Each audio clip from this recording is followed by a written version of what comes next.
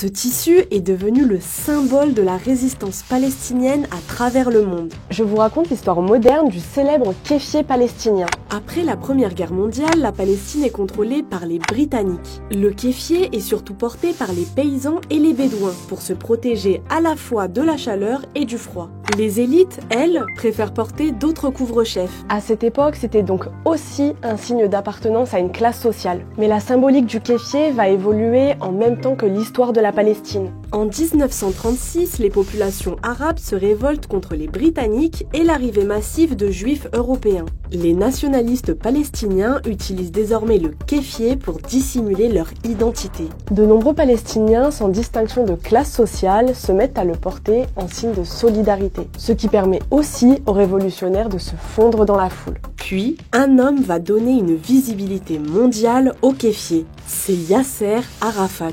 Chef de l'OLP et premier président de l'autorité palestinienne, jamais sans son kéfier.